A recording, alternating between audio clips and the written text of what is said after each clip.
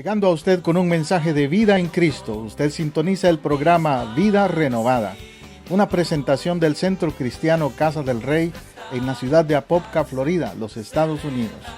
Si usted vive en el área de Orlando, estamos ubicados al norte de Orlando, en el 750 Sur Roger Williams Road, Apopka, Florida 32712. En Casa del Rey Centro Cristiano, nos interesa su vida espiritual y la de su familia. Por eso le invitamos a visitarnos cada domingo a las 12 del mediodía o durante la semana en los grupos de hogar Casas de Oración. Llámenos ahora mismo para más información al teléfono 407-486-0634, 407-486-0634. O escríbanos a casadelreyiglesia@hotmail.com. Ahora quédese con nuestra sintonía para el mensaje de hoy, con su servidor, el pastor José Matamoros, y su esposa, la pastora Teresa Matamoros, en Vida Renovada.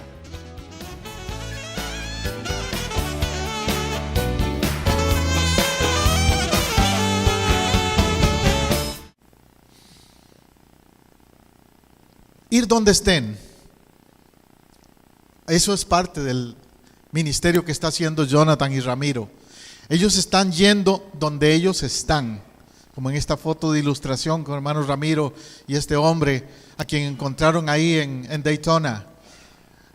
Como Jonathan decía, uno piensa que la gente que está en la calle son hostiles, pero créame, aparente, afuera se ven como hostiles a veces, pero por dentro están clamando, deseando que alguien les dé una palabra de ánimo, de aliento, de esperanza.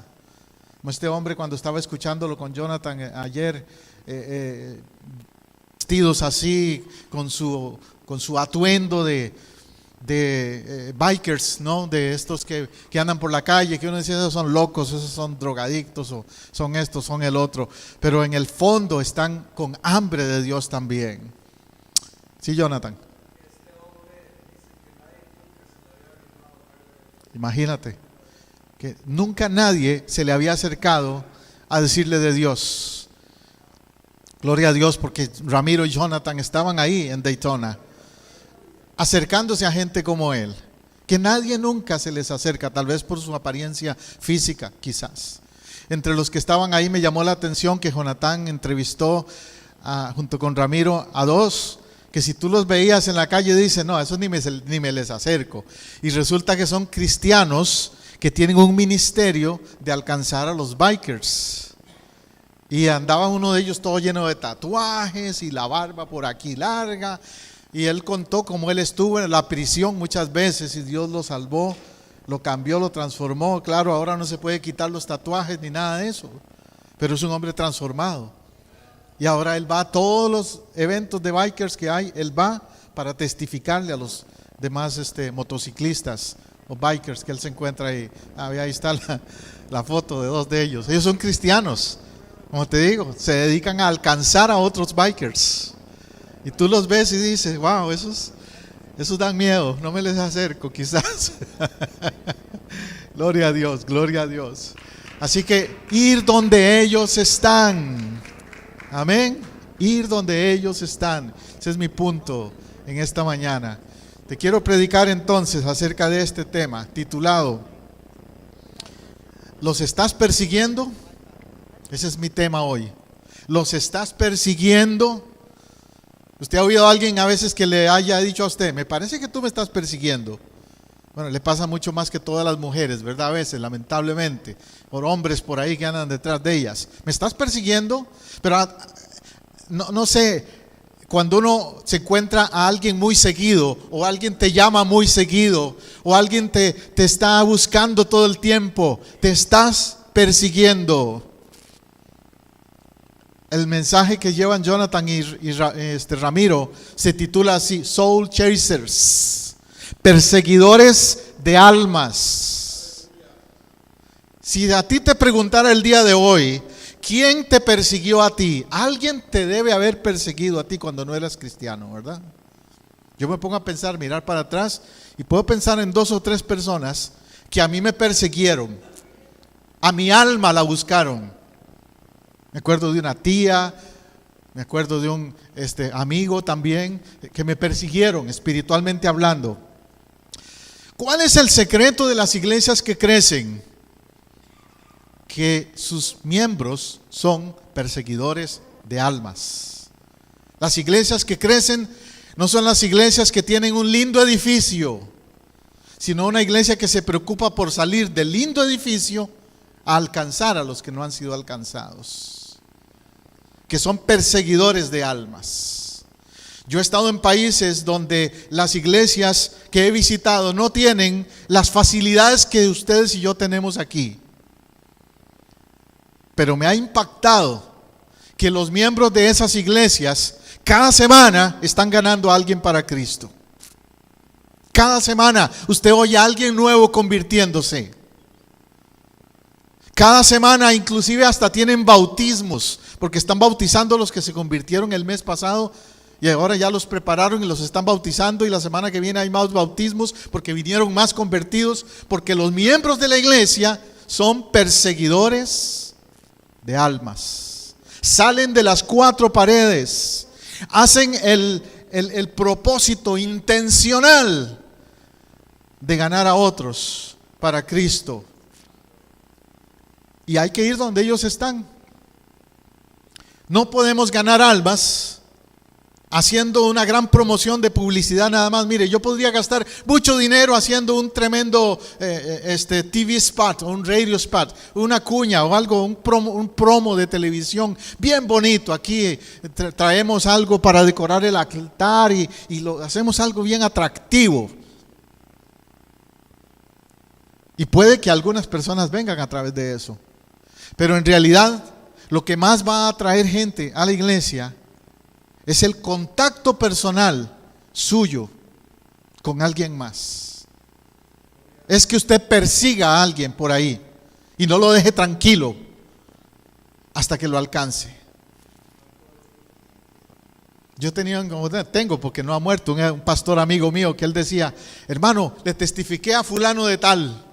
Y se enojó un poquito y qué sé yo, pero está como los venados cuando tú le das un balazo, un tiro. A veces quedan heridos, pero por allá caen. Y es verdad, tú nada más persíguelos, háblales, diles. El Señor hará la obra en ellos o en ellas en su momento. Jesús le comisionó a los discípulos esto, y lo sabemos de memoria quizás, pero te lo voy a repetir. Y les dijo: id por todo el mundo y predicad el evangelio a toda criatura. El que creyere y fuere bautizado será salvo, mas el que no creyere será condenado. Marcos 16, 15 y 16. Ese versículo es lo que llamamos la comisión de Jesús, junto con Mateo 11, 28. Y de hacer discípulos en todas las naciones. Van en conjunto. Es lo que se llama la gran comisión. Es la razón de ser de la iglesia. Si la iglesia no está haciendo eso, no somos iglesia. Es el motivo de existir como iglesia. Esa comisión. Predicar el evangelio a toda criatura. Analiza esto. Este pasaje tiene 3 puntos claves: predicar, evangelio, criatura. 3 cosas claves destaco de ese pasaje. Predicar. Predicar significa pararse en un púlpito y hablar de Dios. No necesariamente. Predicar significa proclamar.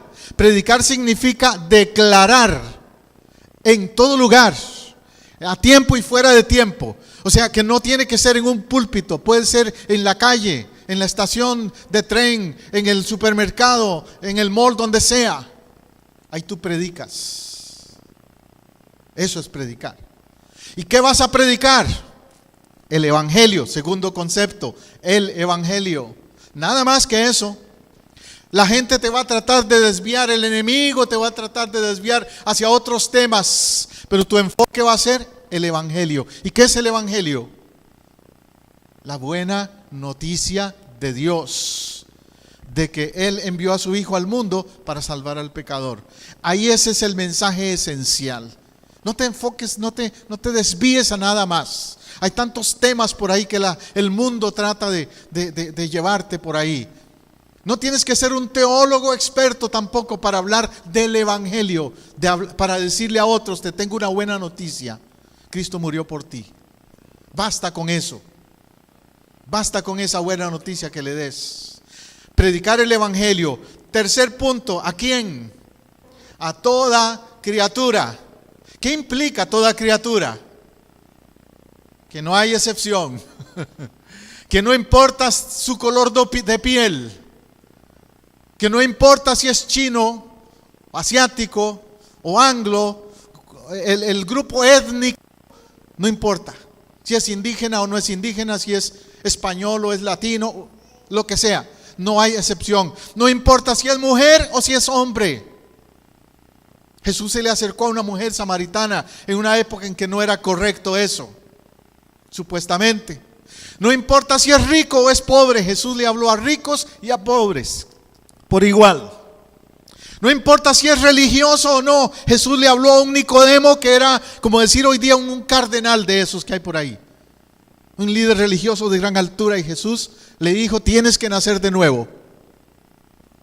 ¿Ves? Y le habló a otros como un soldado, un centurión romano que no tenía nada de formación religiosa, que era un hombre secular, un militar, y también le habló de salvación. Entonces, a toda criatura, así como están haciendo Ramiro y Jonathan ahí en esos lugares, a toda criatura, sea un ejecutivo con traje y corbata, o sea un motociclista lleno de barba y tatuajes y ropa extraña. A toda criatura, sea una dama elegante por allí, de las que nos encontramos en las altas esferas de la sociedad hoy, o sea una prostituta de esas que van caminando ahí por la OBT. A toda criatura. Amén. A toda criatura. Y el resultado es, verso 16: el que creyere y fuere bautizado será salvo. ¿Cuál es el objetivo de hacer esto? De perseguirlos, de buscarlos, que sean salvos. ¿Y cuál es una evidencia de esa salvación externa? Bueno, una declaración verbal de su confesión de fe. Ramiro y Jonathan me gusta mucho algo que han hecho con estas personas, y es que les han preguntado allí en medio, en la calle, en el público: ¿usted no le da pena, no le da vergüenza que yo haga una oración con usted? ¿Usted ha hecho una oración de salvación alguna vez? Quisiera que yo le guíe a hacerla ahora mismo, aquí, ahora. Eso han hecho ellos. O sea, es una manera directa de invitar a la salvación a alguien más que tal vez nunca nadie le ha invitado a hacer.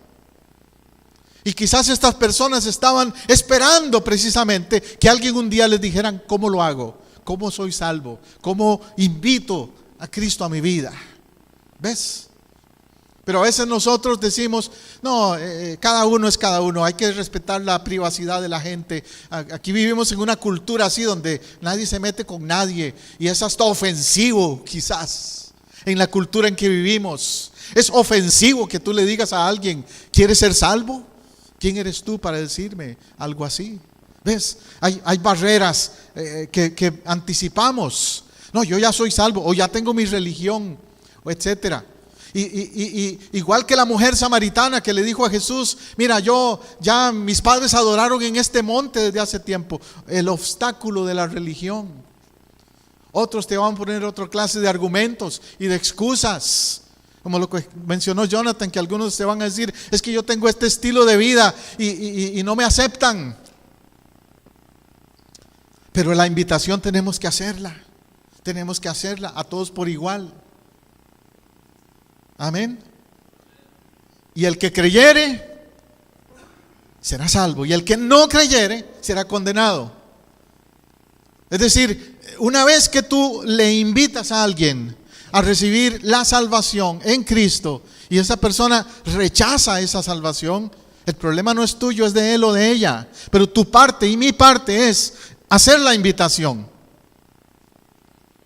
Y será condenada no porque yo lo digo, sino porque ella o él mismo le cerró la puerta a la invitación del evangelio. A mí me reta esto, hermanos, a mí me reta esto. Porque si yo me pongo a pensar que más del 80% de la gente está en el mundo, más del 80%, que apenas en las iglesias hay como un 20% de la gente asistiendo, y no necesariamente que sean salvos, pero por lo menos asistiendo a las iglesias. Eso me hace pensar en la tarea que tenemos, en la responsabilidad que tenemos por los perdidos. Y si a eso le añado que estoy hablando de los Estados Unidos o de los países pseudo cristianos llamados cristianos, pero si me pongo a pensar globalmente en el mundo, somos una minoría. Si incluyo ahí a los musulmanes o a los hindúes, a los chinos, que solo si menciono a los chinos, somos una minoría que no conocen esta palabra, este evangelio de Cristo. Pero preocupémonos por lo menos por el contexto donde estamos, aquí en América, aquí en los Estados Unidos, cuando sabemos que aún en nuestra comunidad hay tantos y tantas que han oído del evangelio, pero no han entendido el mensaje de la salvación. En estas entrevistas que han hecho Ramiro y Jonathan, me ha llamado la atención eso, las respuestas que dan. Y percibo en esas respuestas ese problema de que muchos de ellos declaran: sí, yo he oído de Jesús, sí, tengo un concepto de Dios, debe haber un creador por ahí, sí, debe haber un ser superior, pero no tienen claro quién es Dios, ni quién es Cristo, ni qué es salvación. Es un reto esta gran comisión. Entonces tenemos que movilizarnos por las almas, tenemos que asumir un compromiso con la iglesia, como iglesia, de movilizarnos para ganar almas para el reino de Dios. Movilizarnos significa hacer más que simplemente ser participantes regulares de la iglesia, sino que tener como parte de nuestra agenda visitar, compartir con los que no conocen de Cristo la palabra. ¿Cuál es tu grado de compromiso como cristiano en la predicación del evangelio? Si nos hacemos esa pregunta hoy, ¿cuál es tu grado de compromiso? ¿Te sientes comprometida, comprometido a decirle a alguien de Cristo? ¿O se te van las oportunidades? ¿No te ha pasado a ti que tal vez alguien se acerca a ti y te comparte una situación en su vida? Y tú dices, dentro de ti el Espíritu Santo te dice: dile. Pero tú te da pena o qué sé yo, y te lo guardas y nada más le dices algo bonito por ahí: ay, que Dios te ayude, te fortalezca. Pero no le dices directamente: ¿sabes qué? Todo cambiaría en tu vida si haces una entrega radical a Jesucristo. ¿Quisieras hacerlo? ¿Ves? Te han dicho del evangelio. ¿Has entendido lo que significa el evangelio de Cristo? Eso a nivel personal. A nivel de iglesia, a mí me preocupa esto que quiero mencionar aquí, esta pregunta. ¿Has desplazado la evangelización del lugar prioritario que debe ocupar en las actividades de la iglesia? Amén. Como iglesia, ¿qué lugar ocupa la evangelización? Yo siempre he predicado y enseñado cuando doy clases en el seminario. Yo doy clases de misiones ahí también, y siempre les he dicho a los estudiantes, y lo digo a ustedes como iglesia: la evangelización no es un programa de la iglesia. La evangelización es la vida de la iglesia. La evangelización no es una actividad simplemente, es un estilo de vivir de la iglesia. El problema ha sido precisamente eso, que en muchas iglesias la evangelización es un programa. Entonces nombran un comité de evangelismo. Y los demás 200 miembros de la iglesia piensan que el comité de evangelismo son los que tienen que hacerlo. Cuando no, el comité le toca promover un poco, motivar a los 200 miembros de la iglesia. Pero la tarea del evangelismo es tarea de los 200 miembros de la iglesia, no del comité de evangelismo. Amén. La iglesia puede tener muchas actividades y a veces caemos en activismo, celebrando esto y el otro y el otro y el otro. Pero si esas actividades no tienen un propósito evangelístico, son meramente actividades. Amén.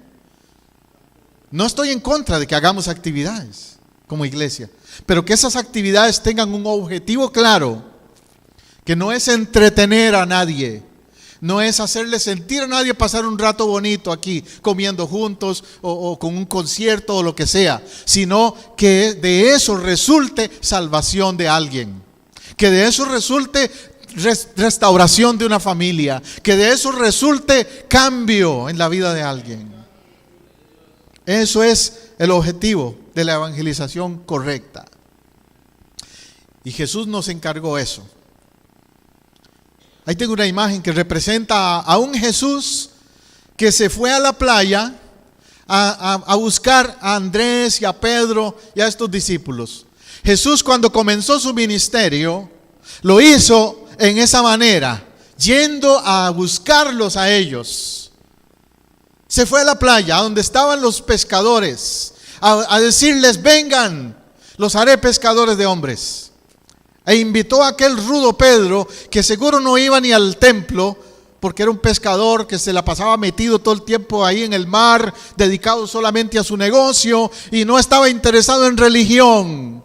Y Jesús le dice: ven, Pedro, tú vas a ser un líder de esta iglesia que yo estoy fundando.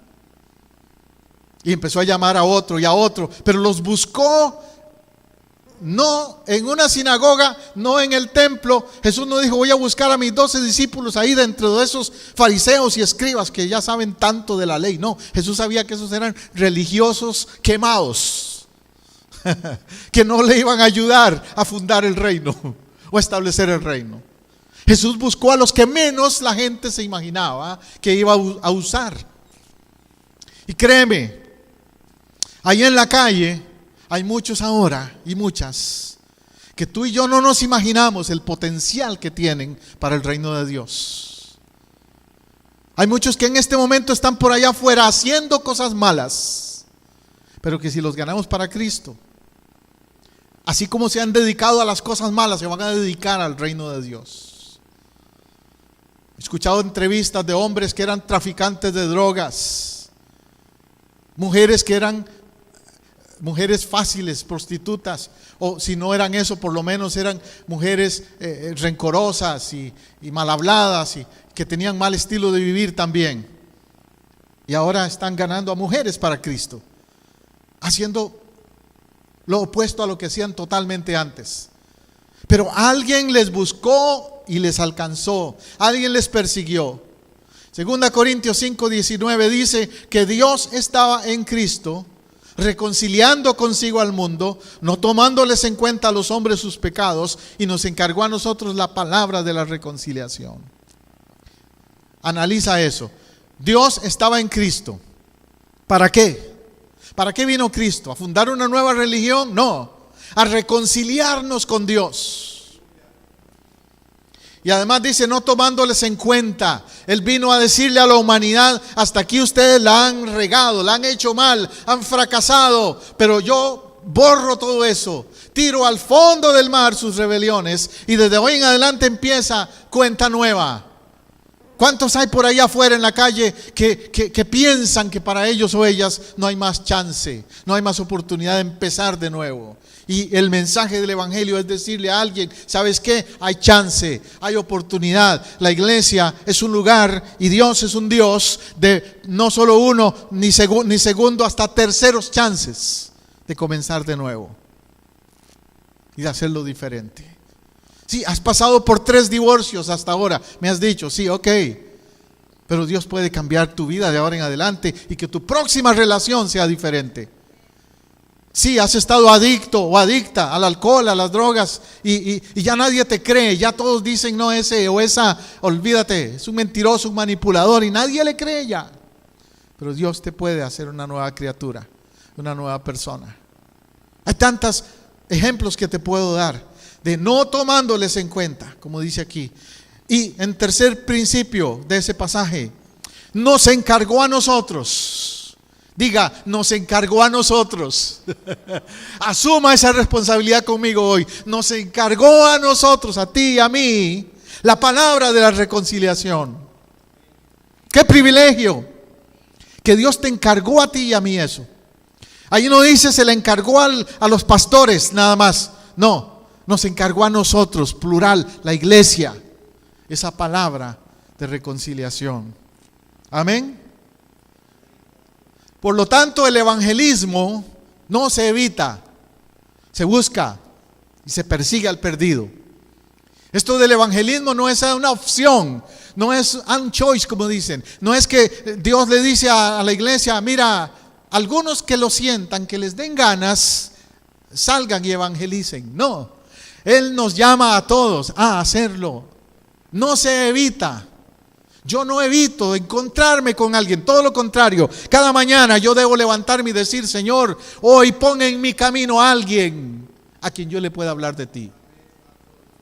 Y que las personas que se crucen por mi camino hoy no se vayan sin que yo les diga algo de ti, de la salvación. Hechos 20, 19 al 21 dice: sirviendo al Señor con toda humildad y con muchas lágrimas y pruebas que me han venido por las acechanzas de los judíos. ¿Cómo la tenía Pablo? ¿Fácil o difícil? Difícil. Lo perseguían. Muchas lágrimas, dice. Acechanzas. Entonces Pablo podría haber puesto la excusa: no, yo ni salgo afuera a evangelizar, a hablar de este evangelio, porque la gente es dura, la gente es mala, y me acechan y me hacen esto y me hacen el otro. ¿Ves? Y puede que tú y yo también decimos, si voy afuera, si le hablo al vecino, si le hablo al compañero de trabajo, a fulano de tal vez se va a enojar conmigo. Lo más que te puede pasar es que le caigas mal, pero no te va a pasar ni la mitad de lo que le pasaba a Pablo, créeme. Pero Pablo dice, verso 20, y como nada que fuese útil he rehuido anunciaros. Pablo, que dice, no he rehuido, no me echo para atrás, no evito. Al contrario, lo busco. No he rehuido anunciaros y enseñaros públicamente y por las casas. ¿Dónde lo hacía Pablo? En las casas y en el público. Públicamente también. Por eso qué lindo lo que están haciendo Jonathan y Ramiro, que públicamente en las calles le dicen a alguien, ¿te puedo decir algo de Dios? ¿Puedo orar contigo aquí en la calle? Y una vez estaba en un restaurante con un amigo y él no era cristiano y me invitó a almorzar y almorzamos juntos. Pero cuando llegó el momento de comer, yo incliné mi cabeza y le dije, disculpa, voy a dar gracias a Dios, y hice una oración por los alimentos. Y él se quedó así como todo incómodo y me dice, ¿por qué lo haces así en público? Digo, bueno, porque quiero dar gracias a Dios por los alimentos. No, pero la oración es allí, en el templo, en la iglesia. ¿Ves? Hay gente que en público se incomoda de lo espiritual. Un verdadero creyente no se incomoda de lo espiritual, aún en público. Nunca. Por eso Pablo dice, públicamente y por las casas. Es decir, Pablo era metido, como decimos popularmente, ¿verdad? Metido, se metía en las casas, pero para chismear no, para ganar para Cristo a la gente. Mujeres y hombres, hoy tenemos que ser metidos, meternos en las casas también de alguien, para ganar a alguien para Cristo también. Verso 21, testificando a judíos y a gentiles. ¿A quiénes? Judíos y gentiles. ¿Y eran igual los dos? No, ¿verdad? Los judíos, ¿cómo eran? Religiosos, orgullosos, que creían que tenían la verdad y que nadie les podía argumentar nada. Así te vas a encontrar en la calle gente que se cree que lo sabe todo, que saben la Biblia o que saben de religión o de filosofía, pero con todo y eso, diles, de Cristo. Diles de Cristo. Y te vas a encontrar con gentiles. ¿Quiénes son los gentiles? Los no religiosos, la gente que ni va a una iglesia, la gente que todo su mundo es lo social. Te van a hablar de política y de deportes y de todas otras cosas menos de lo espiritual. Pero a ellos también, diles, a ellos también.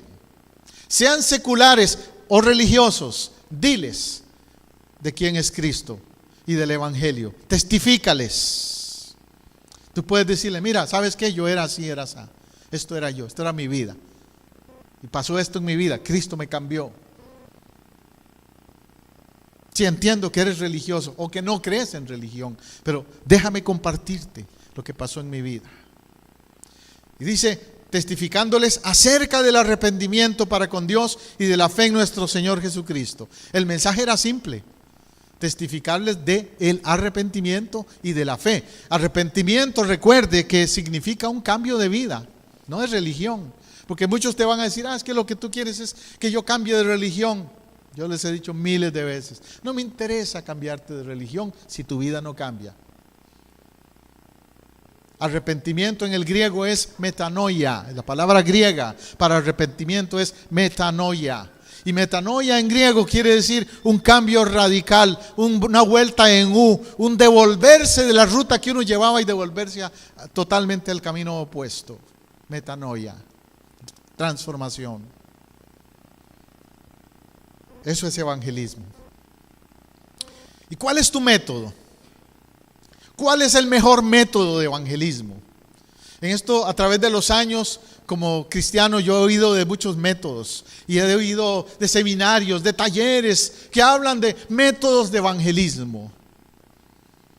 Y puede ser que uno piense en ciertas estrategias o recursos que puede usar en el evangelismo. Estoy de acuerdo.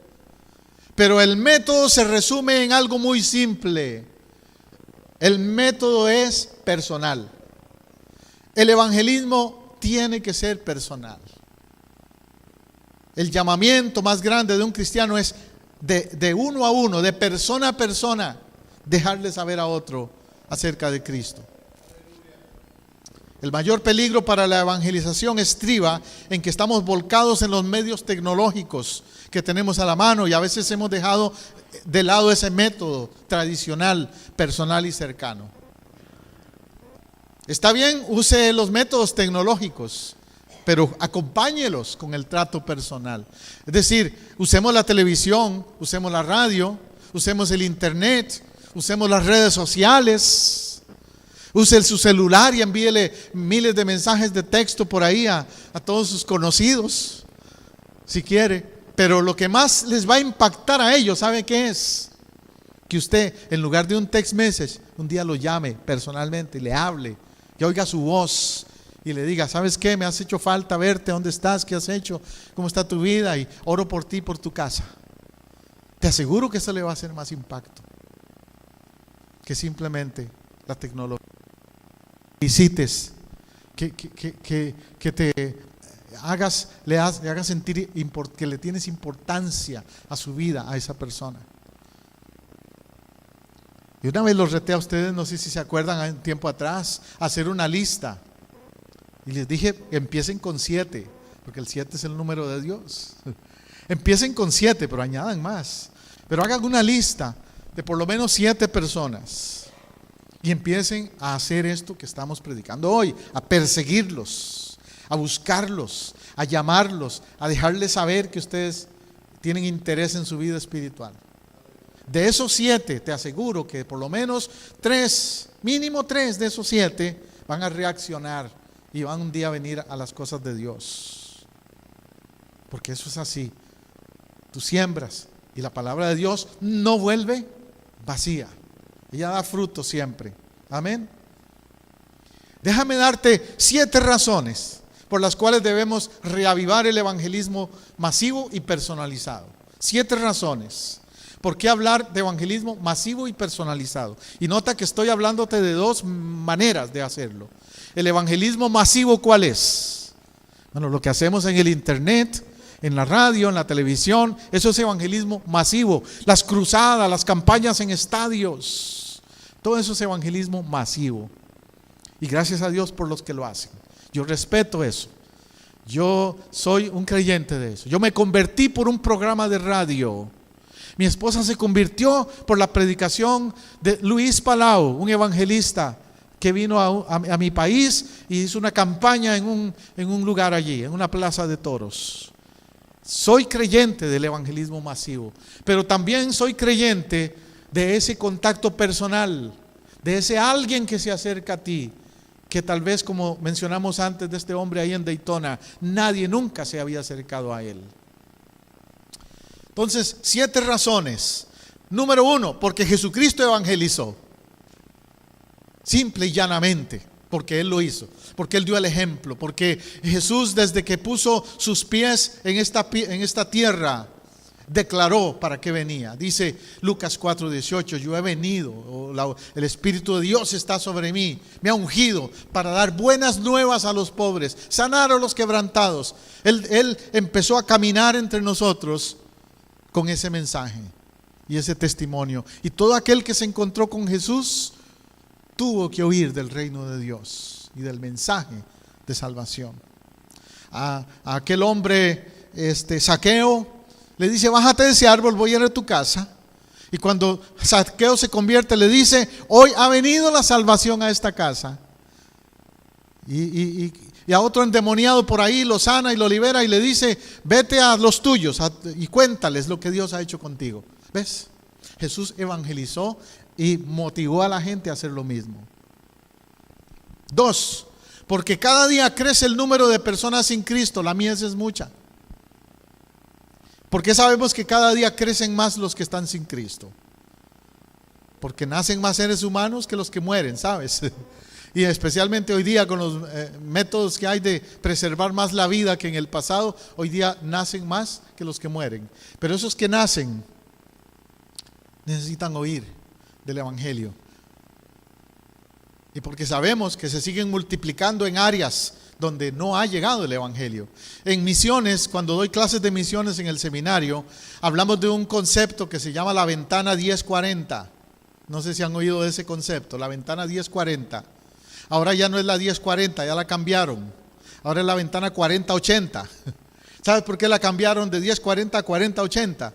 Porque antes se hablaba de una ventana, quiere decir de ciertos países donde no han oído nada de Cristo en ciertas regiones del mundo. Pero ahora esos países han crecido en población y se han expandido. Entonces ahora ya la ventana se amplió. La necesidad es más grande de alcanzar a los que no han oído del Evangelio. La mies es mucha. Y sabes que los latinos, interesante eso, pero los latinos ahora en este momento son la fuerza misionera más importante que hay en el mover del Espíritu Santo en la iglesia de hoy. Años atrás, en los 70s, cuando yo me convertí, los anglos eran los misioneros. Tú oías hablar de un misionero y era siempre un anglo, un gringo, como decimos en mi país, de ojos azules y pelo rubio. Y eso era el estereotipo de un misionero. Pero ahora los misioneros son de piel trigueña y de ojos negros. Porque en esos países ya no aceptan a los de ojos azules y pelo rubio. En esos países asiáticos, musulmanes, ahí llegan y los meten a la cárcel rapidito. Pero si llega un prietito, como decimos, un trigueño o un hispano, y dice, este se parece a mí, este es como yo. Y hay una recepción, no hay tanta hostilidad, le aceptan mejor. Entonces ahora las agencias misioneras están usando a hispanos como misioneros, más que nunca. Yo trabajo con organizaciones misioneras de cerca. Hay una que se llama Comina y otras que tengo relación con ellos. La organización Comina significa Cooperación Misionera Hispana de Norteamérica. Eso significa Comina. Y Comina es una organización que recluta hispanos que quieran ir a hacer misiones. Tengo amigos que están haciendo misiones en Marruecos, en Brasil, en países asiáticos, en Indonesia, y son hispanos. La mies es mucha. Amén. Tercero, porque los obreros son pocos. Es un hecho que lamentable, pero es así. Que muy pocos le dicen al Señor: envíame a mí. Yo dejo todo, envíame a mí. Y aún en las iglesias locales, de lo que estamos hablando, del evangelismo personal, de una iglesia de 100 miembros, tal vez 25 o 30 de esos 100 le dicen al pastor: pastor, cuente conmigo. ¿Cuándo salimos a la calle? La mayoría dicen: estoy muy ocupado, mi negocio, mi trabajo, mi casa, mi bla, bla, bla. Y no se comprometen en el evangelismo. Los obreros son pocos. 4, porque Jesucristo nos comisionó para que evangelicemos. O sea, porque se nos dio un mandato, porque Jesús lo indicó que era tarea nuestra. Y no hay excusa entonces. No la podemos delegar en nadie más. Yo no sé si tú lo has pensado, pero los ángeles no evangelizan. Solo los cristianos. Dios podría haber enviado esos millones de ángeles, enviar millones de ángeles a hacer el evangelismo en el mundo, ¿cierto? Y yo siempre me he preguntado: ¿por qué no envía a los ángeles? ¿Por qué nos invita a nosotros, que somos tan irresponsables a veces sin hacerlo? Pero a Dios le plació que seamos tú y yo los que hagamos el evangelismo. ¿Y sabes por qué? Yo siempre me preguntaba eso, pero ya ahora lo entiendo. Es porque un ángel te puede decir a ti: mira, cambia tu vida y qué sé yo. Pero tú le vas a decir al ángel: ¿cómo me vas a decir tú que cambies mi vida si tú eres un ángel perfecto? Pero si llega un ser imperfecto como tú y te dice: tú puedes cambiar tu vida, mira la mía, Cristo me cambió, ¿verdad que le haces caso? ¿Verdad que dices: wow, de verdad?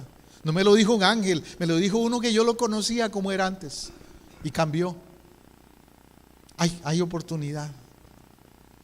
5, porque debemos evangelizar hasta que Jesucristo regrese por la iglesia. En otras palabras, si no evangelizamos, estamos deteniendo el regreso de Cristo. ¿Te has puesto a pensar en eso? Que si no evangelizamos, estamos atrasando el regreso de Cristo. A veces oramos y decimos: Cristo, que Cristo venga, que Cristo regrese pronto. Pero no le estamos ayudando a que regrese pronto. Porque bien claro, Él dice, la palabra nos dice eso, que no vendrá hasta que el evangelio del reino haya llegado a toda criatura. Es interesante cómo la iglesia puede ser un instrumento para adelantar esa venida o atrasar esa venida. 6, porque sobre nosotros pesa la sangre de quienes se pierden porque no les predicamos el evangelio. Wow, eso todavía me compunge más a mí, espero que a ti también. Que Dios te hace responsable por la sangre de los que se pierden. En otras palabras, por la perdición. Cuando se usa esa frase, eres responsable por la sangre de alguien, es como decir por su muerte espiritual, por su muerte eterna. Y algunos dirán: no, ¿qué tiene que ver conmigo? Eso es responsabilidad de los pastores o de los sacerdotes o de los líderes de la iglesia. Pero no, es responsabilidad de cada creyente. Ese familiar tuyo, ese primo, esa prima, ese tío, son responsabilidad tuya. Ese vecino o vecina que Dios puso al lado tuyo, que a veces te hace la vida de cuadritos, con todo y eso, es tu responsabilidad espiritual. Ese jefe en el trabajo que también no te simpatiza, es responsabilidad tuya también. De alguna manera, dejarle saber de Cristo. Y yo te lo digo por experiencias personales propias. Yo me acuerdo de una experiencia con un jefe, por cierto, que él ahora es cristiano. Pero cuando yo trabajaba para esa empresa, una vez estaba en un grupo de compañeros de trabajo pasándose entre ellos una revista pornográfica y riéndose y de todo. Llegaron donde estaba yo y me la enseñaron también. Y yo me quedé serio. Y entonces se puso todo incómodo el compañero mío de trabajo, que era uno de mis jefes. Se puso muy incómodo y siguió y se la enseñó a otro. Unos días después me llamó a la oficina ese jefe mío. Me dice: José, yo noté que tú te molestaste o que no reaccionaste bien a la broma que estábamos dando con la revista aquella. Le dije: no es que me enojé, es simplemente que yo no apruebo eso.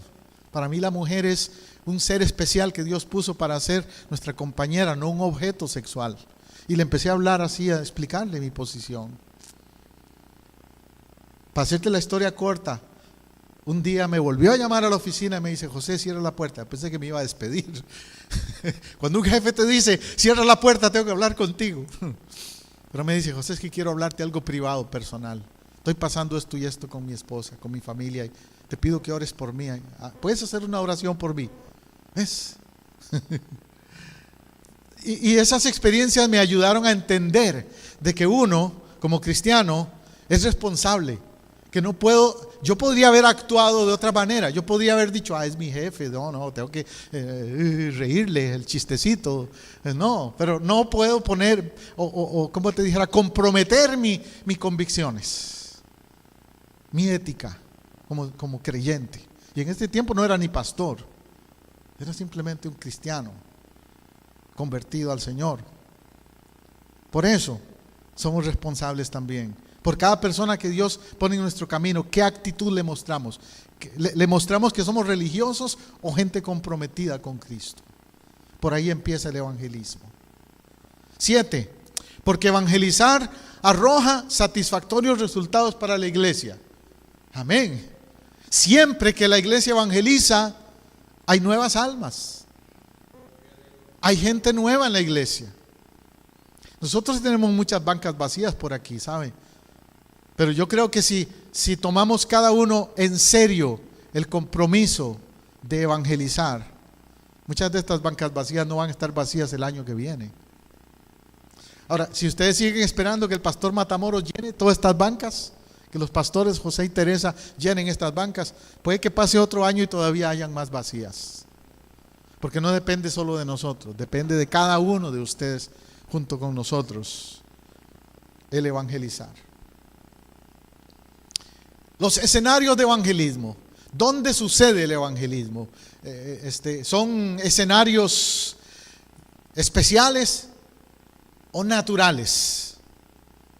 Pues déjame decirte que los escenarios son variados. En estos programas que está haciendo Jonathan y Ramiro, ellos están yendo a escenarios diferentes. Fueron a Daytona, donde los bikers fueron el otro día a International Drive, y ahí el escenario era diferente. En International Drive estaban entrevistando a turistas, a gente educada y gente que venía a pasear aquí a Orlando. En Daytona eran otra clase de gente, escenarios diferentes. El evangelismo es así. Puede ser las viviendas, los parques, los estacionamientos, clínicas, bancos, supermercados, el mall. Todos esos son escenarios. El que tiene pasión por las almas va a ver un escenario en cada lugar donde entre y donde esté. Esa es la diferencia de un cristiano que entiende lo que es el evangelismo. El evangelismo no, el escenario no es salir contratados a tocar puertas de las casas por ahí, como hacen ciertos de una religión que usted ya sabe cuál es. Que esa es su única manera de evangelizar, es esa. Tocar puertas por ahí con unos libritos. Y ya la gente más bien no les quiere ni abrir.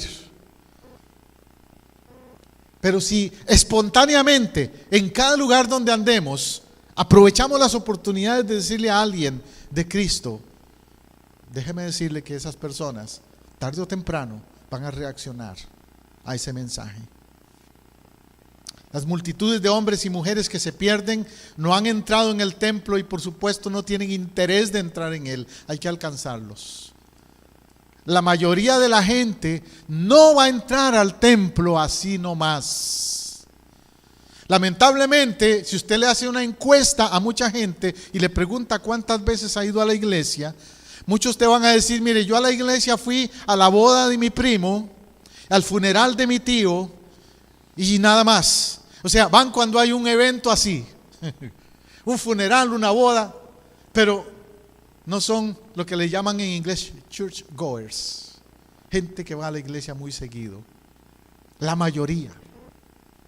Esa mayoría que no son church goers, que no van regularmente a la iglesia, no van a llenar esas bancas a menos que tú y yo los busquemos, a menos que tú y yo los invitemos, a menos que tú y yo veamos esos escenarios como escenarios que Dios pone en cada camino nuestro. Cada uno gana uno. Esa debe ser la estrategia. Cada uno gana a uno. ¿Has meditado en ese hecho de que cada creyente debería alcanzar con el evangelio mínimo a una persona cada mes? Si lo hiciéramos en el año, por cada creyente que evangelice, alcanzaríamos 12 almas, una por mes. Si alcanzáramos una por mes, 12 almas. Y en una iglesia de 12, vamos a partir de una iglesia de 12. La nuestra es de más de 12. La que Jesús comenzó con 12. 12 es un número clave, por eso. Entonces, partamos matemáticamente de los 12. De esos 12, al final de año, ¿habrían cuántos? 144. Si 12 ganan uno por mes, al final de año hay 144. Si esos 144 ganan a otros 12, entonces van a haber 1700 el año que sigue. Y ni le sigo ahí sumando porque eso no para. ¿Te acuerdas de los 70? Jesús empezó con 12, ¿cierto? Después aparecen 70, que yo estoy seguro que esos 12 ganaron a esos 70 y los trabajaron espiritualmente. Entonces, de esos 70 que Jesús los mandó por ahí a evangelizar también, resultaron 120. Porque después en Hechos capítulo 2 vemos que hay 120 en el aposento alto. En 3 años, 12, 70, 120. En 3 años de ministerio que Jesús hizo. Y eso porque no había venido el Espíritu Santo todavía. Pero en el día de Pentecostés viene el Espíritu Santo y sucede ¿qué? Una explosión de crecimiento. Y ese día se convierte en miles y hay más de 3000 convertidos en el día de Pentecostés. Una explosión de crecimiento. Pero todo empezó por un compromiso de 12. Y yo creo que aquí habemos 12 que se pueden comprometer. ¿Quieres tú ser uno de esos? ¿Quisieras tú decir, Señor, hazme uno de los 12? Por ahí hay hoy día un movimiento que algunos han criticado mucho, tal vez lo has oído mencionar, que le dicen el movimiento de los G12. Y ese movimiento tiene cosas buenas y cosas que yo critico también. Pero hay cosas buenas, no todo lo que dicen es malo. Una de las cosas positivas que tiene ese movimiento es que compromete a la gente a ganar a 12. Por eso le llaman los G12. Una vez que los ganan pasan cosas que no estoy de acuerdo. Pero cuando ganan, su compromiso es ganar a 12. Por eso le dicen G12, ganar a 12. Y yo creo que sí, que si la iglesia, cada cristiano se compromete a hacer un G12 en el sentido positivo del concepto, de ganar a 12, haríamos una revolución de crecimiento increíble en la iglesia. Y no es difícil o no es imposible ganar a 12. ¿Por qué? Jesús nos dio el ejemplo de ganar a 12 y trabajar con ellos un tiempo, dedicarles tiempo, formarles espiritualmente. Eso es la estrategia. Y eso es la visión que tenemos aquí en Casa del Rey, ¿sabe? Por si no lo sabía, se la vuelvo a recordar. Esa es la visión nuestra. Ser una iglesia del reino, y una iglesia del reino se enfoca en salvación de las familias. Hechos 16:31. Ellos le dijeron: cree en el Señor Jesucristo y serás salvo tú y tu casa. Porque la salvación es el enfoque del ministerio que tenemos aquí, no es otra cosa. Y déjeme concluir, aunque podría predicar otro sermón solo de este pasaje, pero lo voy a hacer más breve. Déjeme concluir con Romanos 10, 8 al 11. Y la pregunta ahí es: ¿cómo irán? Esa es la pregunta. Dice Romanos 10, 8 al 11. Más que dice: cerca de ti está la palabra, en tu boca y en tu corazón. Y esta es la palabra de fe que predicamos. ¿Dónde está la palabra? En tu boca, en tu corazón. Si está en tu corazón, va a salir por tu boca. Va a ser resultado lógico. 9. Que si confesares con tu boca que Jesús es el Señor y creyeres en tu corazón que Dios le levantó de los muertos, serás salvo. El proceso de la salvación es simple, es una confesión de fe. Es una confesión de fe, si confesares. Por eso cuando nosotros le invitamos a alguien a buscar a Cristo, lo que le invitamos es no a que entienda todas las reglas de la iglesia, no, sino a que haga una confesión de fe por Jesucristo. Y el Espíritu Santo le va a ir mostrando otras cosas más después, de que debe ir cambiando. No le vamos a decir, mira, si hoy te conviertes, vamos allá a Daytona Beach y le decimos a uno de estos bikers, ok, ¿quieres entregarte a Cristo? Muy bien, ahora entonces quítate ese chaleco, córtate el cabello y quítate esos argollas de las orejas. Porque no, lo que queremos es que ese día confiese a Jesucristo. Y el Espíritu Santo va a tratar con él o con ella, si se tiene que quitar las argollas, si se tiene que cortar el cabello, o si tiene que cambiar su forma de vestir. Amén. 10. Porque con el corazón se cree para justicia, pero con la boca se confiesa para salvación. Entonces la gente necesita verbalizarlo. Cuando tú evangelices, es muy importante que le ayudes a la persona a verbalizar esa salvación, a declarar, a decir con su boca: yo creo en Jesucristo, yo recibo a Jesucristo, yo declaro a Jesucristo Señor y Salvador en mi vida. 11. Pues la Escritura dice: todo aquel que en él creyere no será avergonzado. Por eso en otra parte el apóstol Pablo dice: no me avergüenzo del evangelio, porque es poder de Dios para salvación en todo aquel que cree. No es de avergonzarse. Ir y hablarle a alguien ahí en la calle no es motivo de avergonzarse. Vergüenza debe ser todo lo que hicimos antes de conocer a Cristo. Antes sí éramos sinvergüenzas, descarados en muchas cosas que hicimos, ¿verdad? Pero ahora decirle a alguien de Cristo no debe ser motivo de vergüenza, porque el que en él creyere no será avergonzado. Y la persona que hace esa decisión lo va a apreciar, de que usted no se avergonzó de invitarle. Conclusión, Romanos 12, 10, 12 sigue diciendo: porque no hay diferencia entre judío y griego. Vuelvo a decir, en el evangelismo no hacemos diferencia. Yo no digo, voy a ir a evangelizar a los mexicanos porque yo soy mexicano, o voy a ir a evangelizar a los boricuas porque yo soy boricua. No. O a los costarricenses. No, yo no hago acepción. Si es negro, blanco, chino o no, hispano o no, gringo o lo que sea, le voy a hablar de Cristo, le voy a testificar. Porque Él es rico para con todos que le invocan, porque todo aquel que invocar el nombre del Señor será salvo. Qué lindo es eso, cuando tú ves a un hombre o una mujer invocar ese nombre. Y tal vez si era alguien duro y difícil, ver ese momento cuando esa persona se humilla y se arrodilla y se salen lágrimas por sus ojos, tal vez diciendo: yo reconozco a Cristo en mi vida. Para mí eso es, mire, si usted me pregunta a mí por qué yo soy pastor, predicador, porque para mí no hay más gozo que ver eso, ver a alguien entregando su vida a Jesucristo. Y así sea solo una persona, vale el esfuerzo de haberlo hecho. Cuando yo salgo a testificar o a evangelizar, o lo que hacemos aquí en Casa del Rey, y si vemos una persona que es salva, que pasa al altar, solo una que sea, valió el esfuerzo de todo lo que hicimos.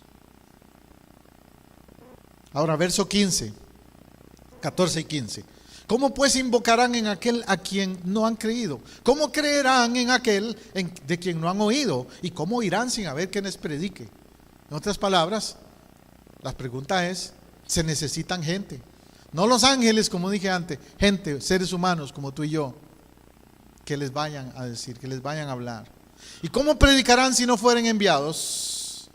Porque algunos se preguntarán: bueno, es que tiene que ir al instituto bíblico y recibir un curso de evangelismo primero. Jesús al endemoniado gadareno le dijo: vete y cuenta todo lo que Dios ha hecho contigo. No le dijo al endemoniado gadareno: vete al instituto bíblico por 6 meses y después habla de mí. Vete y diles lo que yo he hecho contigo simplemente. Cuán hermosos son los pies de los que anuncian la paz, de los que anuncian buenas nuevas. Cuando dices que son hermosos los pies, se refiere a, no que los pies sean bonitos físicamente, si esa es la parte más fea del cuerpo humano, tal vez, ¿cierto? Pero se refiere más que todo a que esos pies caminan para llevarle vida a alguien. Se mueven, no se quedan estáticos en la iglesia nada más, sino que caminan para ir a visitar al enfermo, caminan para ir a una cárcel a visitar al que está en una prisión, caminan para ir a donde están los deambulantes ahí en el parque de la ciudad, caminan para ir al mall de compras, pero también a ver a quién me encuentro ahí en el mall y testificarle. Caminan para ir al parque a hacer jogging y correr alrededor, pero también a ver si le hablo a alguno de esos que van a correr al parque. ¿Me entiendes? Caminan para evangelizar. Esos son los hermosos pies a los que se refiere aquí, que llevan buenas nuevas de salvación. Gusta estar en tu casa, celebrando con tu pueblo. Así llegamos al final de un programa más de Vida Renovada, una producción de Casa del Rey Centro Cristiano Internacional, transmitiendo desde Orlando, Apopka, en Florida, los Estados Unidos. Si este mensaje le ha sido de ayuda y edificación en su búsqueda y caminar con Dios, déjenos saber hoy mismo. Llámenos al 407-486-0634, 407-486-0634, o escríbanos a casadelreyiglesia@hotmail.com. Si vive en Orlando o sus alrededores, visítenos este domingo en el 750 sur de la Roger Williams Road, en Apopka, Florida, 32712. Nuestra celebración de alabanza y predicación es a las 12 mediodía. Casa del Rey Centro Cristiano Internacional le ofrece a usted y a su familia el apoyo que busca para crecer espiritualmente. Tenemos ministerios para niños, jóvenes, caballeros y damas, así como también servicio de consejería individual o matrimonial. Los pastores, su servidor José Matamoros y Teresa Matamoros, y el equipo de líderes en Casa del Rey, le esperamos para compartir. Somos una iglesia familiar, cristocéntrica y multicultural. Dios le bendiga abundantemente.